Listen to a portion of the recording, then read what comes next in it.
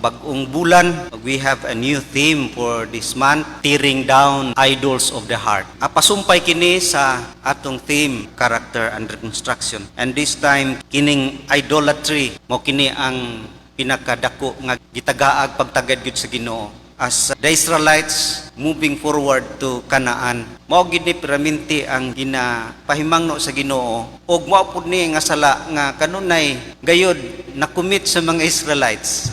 Bisan pa niadto na sila sa Canaan, still kini nga sala idolatry na agyud gyapon sa ilahang taliwala. Muna ni tagnaa tanaw nato kini tungod kay importante kini as we move forward no sa plano sa Ginoo sa kinabuhi, labi na sa pagkabot sa iyahang mga katuyuan tag-usa kanato og sa iglesia nga mahimong malambuon, malipayon ug mapungahon ug mapuslanon nga iyahang mga kaanakan. Ini tagnaa tanaw nato ining mga butanga. Ang uluhan nini is commandment gyud sa Ginoo nga ni kanato naa sa Exodus 23, you shall have no other gods before me. No sunod na tong do not make idols diya sa Exodus 20. Giuna gyud na sa Ginoo tungod kay importante gyud kay na kay kung mapakyas ta sa number 1, mapakyas na ta sa the rest 2 to 10 nga commandments. Una nga na kabugat kini nga command sa Ginoo sa tua nga this is a deadly sin sa atong mga kinabuhi. Be watchful of this sin tungod kay everywhere, it's all around us, all over us.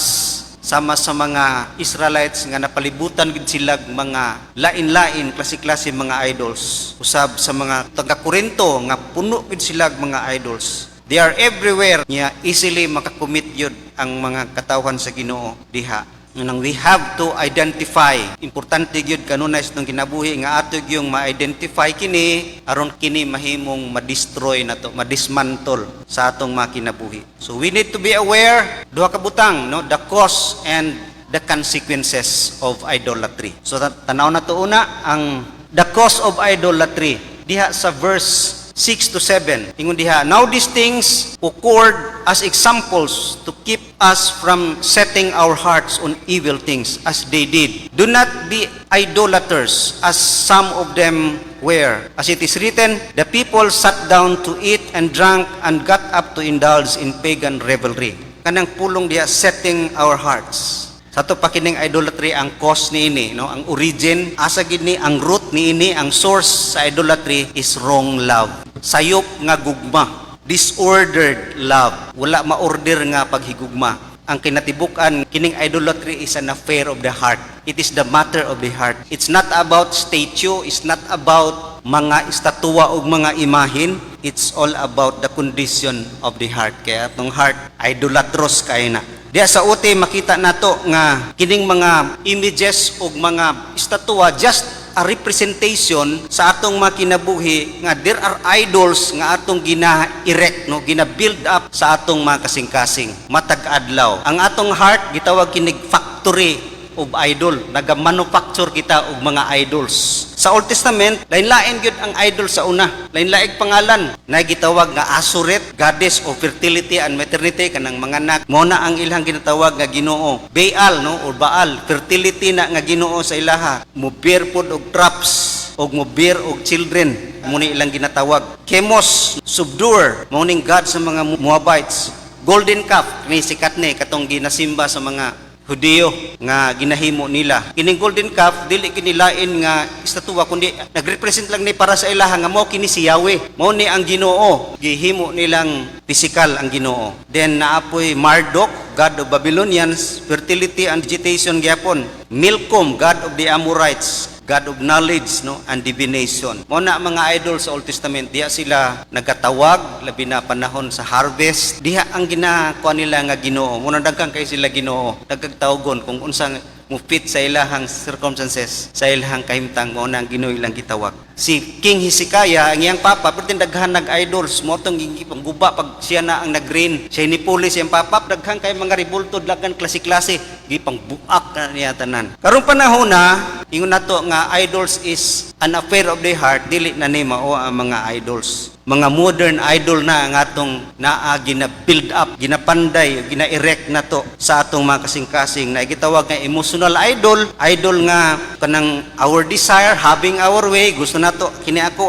manipulator kay ta, emotional idol, behavioral idol, idol na nga lain-laing mga behavior, comfort of pleasure, gambling, pornography, sex, no, success, behavioral idol. Napod ning power nga behavior make us feel happy, mao kana ang behavioral idol. Napoy substance idol, alcohol, drugs, food, substance idol na.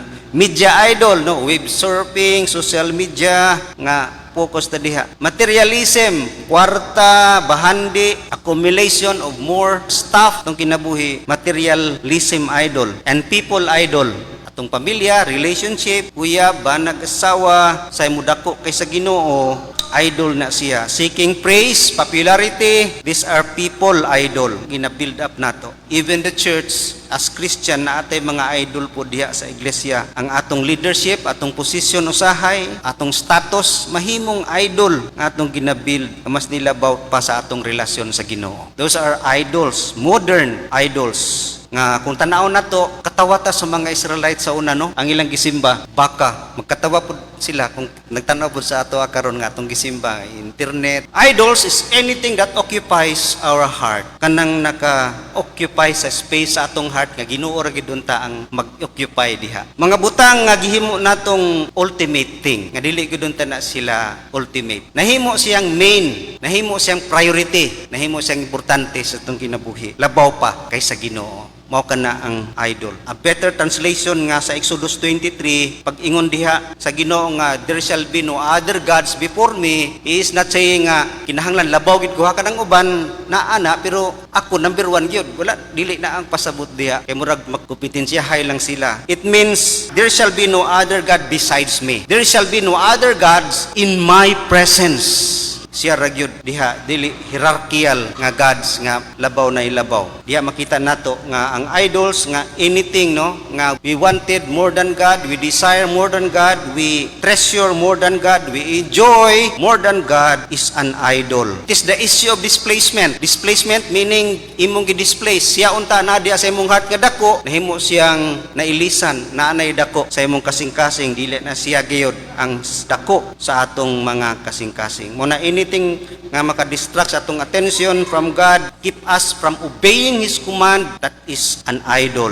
Anything, even good things, no, sa atong makinabuhi nga become ultimate sa atong heart, that is idols. Anything that we delight and love the most are idols. Mo nang disordered love gid siya. Wala ma-order nga love. Mo nang makita nato sa istorya sa Bible nga naay makita nato nga na-test ang ilang love katong rich young ruler. Oh, tuman ako ang tanan. Kung sa ingon ni Jesus, ibaligya tanan ang imong katigayunan, ihatag sa mga pobre, ug uban ka nako. Dili na siya kauban, di siya kahatag kay gitest ang iyang love dito day iyang love sa iyahang bahandi, sa iyang kwarta. Dili siya pareha ni Abraham pag-ingon sa Ginoo nga, "Go, offer Isaac," ihalad pagkaugma tindog din si Abraham adto din sa kuan, iya din gigapo si Isaac ug iya na ginentang patio. Test of love.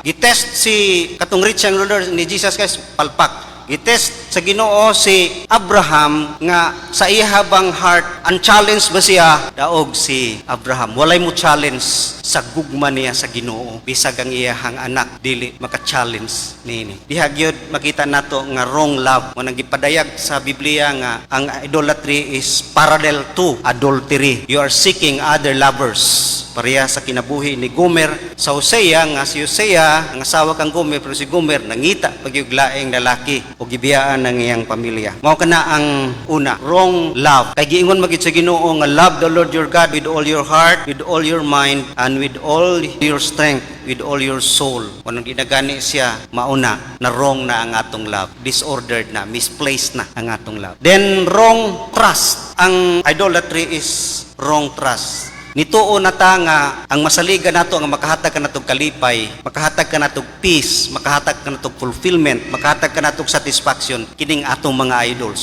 Diha na ta mahimong mutrust nga mao kini ang makahatag ka natong kalipay, ang kwarta, ang babae, ang mga butang sa kalibutan, ang pleasure in life, mo ni makatinuod makahatag ka natong kalipay. Suroy-suroy mga butang ning kalibutan na nga musubra gyud sa atong pahigugma sa Ginoo. Those are idols. Mahimo na siyang diha ta nagsalig nga makahatag ka natong kalipay ug satisfaction and peace and happiness. Og diha ta mo trust nga kini mga butang amo nay mo supply sa atong needs. Atong kwarta mo ay mutagbo sa atong needs mo nang diha sa Old Testament panahon sa harvest paghalad gid sila ana nga Ginoo kay para kining among gitanom karon budaghang gyud pag-harvest niini. Diha sila nagsalig. Mo puna sa atong kinabuhi. Wrong na ang atong pagsalig. Dito na ta musalig gayud sa mga butang ning kalibutan. Also wrong hope. Asa na atong paglaom sa seguridad no, sa future nato pareha sa kinabuhi sa mga Israelites. Diya na sila nagalaom nga we hope kining mga idols mo'y muhatag kanila comfort sa unahan sa future, safety sila, successful sila in the future. Diya ang ilang hope. Mao kanang is a matter of the heart, ang source sa idolatry. Ato ta sa ikaduha, which is the last, consequences of idolatry. Sa verse 8 and 9, ingon diha, we should not commit sexual immorality as some of them did, and in one day 23,000 of them died. We should not test the Lord as some of them did and were killed by snakes. Kining idolatry, devastating gayud ang iyahang consequences. Makaguba yun sa atong kinabuhi. It carries a high price. How costly. Kinahanglan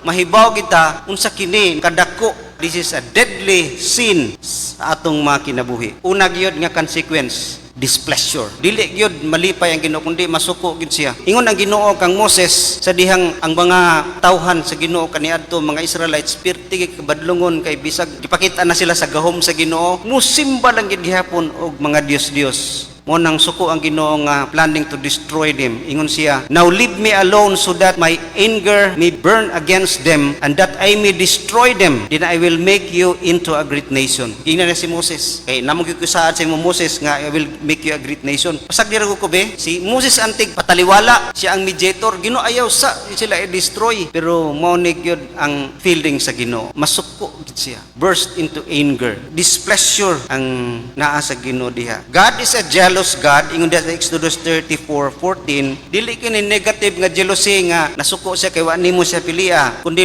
positive ni nga jealousy nga he is looking after your good, magselos gud siya tungod kay ang idolatry devastating kayo ang iyahang consequence sa kinabuhi sa tao. Makaguba gyud mao gina iyahang kasukan. Magselos gud siya diha kay ang effect sa idolatry sa iyang mga katawhan grabe kaayo, high cost o nang displease sa diha. Ikaduha mao gini bugat-bugat discipline. Kaangkon kitag divine discipline. Ganiha divine displeasure, karon divine discipline. Balikon nato tong atong text ganiha. Ang ingon gyud sa Ginoo diha nga ayaw gyud tungod kay ayaw mog sundog kaniadto nga sa mga Israelites nga 23,000 of them died. 23 diha dayon nangamatay sa mga Israelites. Asa ni girefer nga verse sa kadtuning pag-worship o Baal diya sa Peor diya sa Numbers 25:1-9. When Israelites was staying in Shittim, the men began to indulge in sexual immorality with Moabite women who invited them to the sacrifices to their gods. The people ate and bowed down before these gods. So Israel joined in worshiping the Baal of Peor, and the Lord's anger burned against them. The Lord said to Moses, "Take all the leaders of these people, kill them and expose them in broad daylight before the Lord, so that the Lord's fierce anger may turn away from Israel." So Moses said to Israel's judges, "Each of you must put to death those of your men who have joined in worshiping the Baal of Peor." Then an Israelite man brought to his family and Midianite women right before the eyes of Moses and the whole assembly of Israel while they were weeping at the entrance of the tent of meeting. When Phinehas, son of Eleazar, the son of Aaron, the priest, saw this, he left the assembly, took a spear in his hand, and followed the Israelite into the tent. He drove the spear through both of them, through the Israelite into the woman's body. Then the plague against the Israelites was stopped. Number 9, but those who died in the plague numbered 24,000. Sa initabo dito, nasuko ang Ginoo. Kita niya nga grabe ang pagsimba sa mga Diyos-Diyos diya sa Peor, Baal, iting sukuan niya mo nang nahitabo. Sugo niya Phinehas, pamatya. Unya na plague dayon kalamidad nga namatay 23,000. Mo nang nahimong 24 kay siguro 1,000 nga matay sa sword, 23,000 nga matay sa plague. Mo nang nahitabo. Ikaduha nga discipline sa Ginoo sab katungkang Moses sa Exodus 32. Lain po nahitabo diha kay si Moses gipadto sa Ginoo sa Mount Sinai kay mukuha atong 10 commandments. Nadugay man si Moses ang mga nasa ubos, mga Israelites, dugay man, patay na siguro to. Naghimo sila og statua. Katong dala nila nga mga earrings, mga gold, mga bracelets. Gitunaw nila, gihimo katong statua nga golden calf. Balik ni Moses, perting sukuan niya. Perting sukuan sa Ginoo. Otang right at that moment, no, diha dayon, daghay, gipamatay sa sword. Ingon diha sa Exodus 32:5, and the Lord struck the people with a plague because of that they did with the calf iron had made. Grabe po ang plague unya, gi-struck og sword. Nagunay ra sila dinunggabay nga matay kining pila ka thousand nga mga Israelites. Yan yung makita nga ang disiplina sa Ginoo gayud represent pain and affliction. Kung kita idolatros atong heart, daghang gyud mga pain and affliction. That is why we always question nini nga pangutana nganong naman gyud suffering, nganong di magid mahuman ning mga sufferings nato. Yes, because our heart is idolatros. Mahitabo di gina mawala unang discipline sa Ginoo sa kinabuhi. It could be death, no? Mga temporal nga discipline sa Ginoo sa tuwa kay di naman ta maadtog impierno, wa naman ang eternal consequences of sin. Paid naman kini na pong temporal consequences, mga temporaryo nga consequences nga diri sa kalibutan. And the last of it, no, ang pinakagrabe gyud nga consequences nga yang ihatag sa tuwa, di lang mga suffering, katapusan death na gyud kuhaon na gyud niya balik. Then also distraction, maguba gyud ang kinabuhi. Ang tibuok mga Israelites, kapila sila permanente naguba. Nidaog na ta sila dito na sila sa Kanaan, nahimo na sila sariling gobyerno, abot nila ang pinakataas nga kalipay as a nation. Pero wala nila pamatya tong mga Canaanites, nadala sila mga idol worship sa mga Canaanites. Nindot man gud isayo-sayo atong mga nindot kaayo nila nga mga gods. Mao nang nag-away, na-divide ang Israel, mo nang Northern Kingdom ug Southern Kingdom, diha nagkaguba. Giatake sa Assyrian, giatake sa Babylonian, pildi sila, nadala sila ngadto sa Babylonia. Ang uban nang katag distraction. Mapud na sa itong kinabuhi. Spiritual distraction. Para kang Gomer na distract ang relationship sa family, sa iyang mga anak, guba atong relasyon sa iglesia, relational nga ruin sa atong kinabuhi. Di pud nato gina malikayan because of our idolatrous heart, conflict always. Kay relational gid ang iyahang effect sa atong kinabuhi. Nagi-away, bunga gina sa idolatrous heart. Para sa mga Israelites katong kang Moses, nagdinunggabay ra sila. Unay, brother to brother, mga parinti. There is always conflict pag naagid ng idolatrous heart. Mao na ang distraction. Then also disappointment. Kung idolatrous heart naagid disappointment. Una, pagtuon nato nga ang idols maunay makamit sa atong need, maunay makahatag kanatong kalipay, maunay makahatag kanatong katangbawan, ma-disappoint gyud ka kay mailang ginas primero. These things will give us instant gratification. Yes, makalipay ka, pero timan di na magdugay. Kay idols na. Primero lang, unang ma-disappoint ta. Tanaw na to sa Bible, kinsa example ani. Si Solomon, ingon siya sa Ecclesiastes 1:14. I have seen all the things that are done under the sun. All of them are meaningless, a chasing after the wind. Meaningless. Si Solomon, naana siya tanan ang tanang Ginoo. Popularity, sikat. Wealth, naana tanan. Wisdom, knowledge, naa sa iyaha. Relationship, wife, pertindaghan nag-asawa. Power, siya ang pinakagamahanan sa una diha ng lugar. Naatanan ang idol sa iyang kinabuhi. Pero sa ingon niya, meaningless, disappointed siya. Kay muragid siya kagukudog hangin. And that is true sa atong mga kinabuhi. Kinsa man karon ug wa pa nangitag kwarta. Kinsay wala pag mga tinguha, more o stuff sa kinabuhi. Nga mo ingon, Ginoo, tama na niya ako. That is a heart nga idolatrous. Disappointed kita, kaya di kita kagukod. Wa kita sa kita glaom yan ng mga butanga, di kita kagukod. No one can satisfy our heart except God. Wa gilain magkasatisfy sa atong kasing-kasing. Ang Ginoo ra gyud, not a person. Bisag mo yung kamo na gid ning babae sa akong kinabuhi, Ginoo perfect na ni. Disappoint gyapon ka na sa unahan. Kay mao gid na ang iyang design. Idols no are designed nga mo disappoint kanimo because makahatag lang siya instant and temporary nga satisfaction or happiness. Walay lain maka-feel sa vacuum sa atong heart nga Ginoo ra gyud maka-feel inana. Mangita ka na outside God, di ka kita. Sayang lang maning kamot ang mga butanga, di man rin na makahatag tinuod na kalipay sa atong kinabuhi. Unang na-realize ni Solomon, na-realize po na ni Zacchaeus. Unang Zacchaeus gipanghatag na yang kwarta. Kaya na-realize na niya nga wa gihinungdan. Na-realize po na sa Samaritan woman dito sa well. Di satisfied nga daghan na siya bana, wa gid niya gyapon nakita ang real nga satisfaction. So many attempts not to satisfy herself, pakyas, disappointed siya. Niabot na lag 5 ka bana, wa gid siya masatisfied. Mo nang realization nga nothing, walay makatagbaw gid kanato gawas sa Ginoo. Ang nakahibaw ana si David. Psalm 63 ingon diha, because your love is better than life, my lips will glorify you.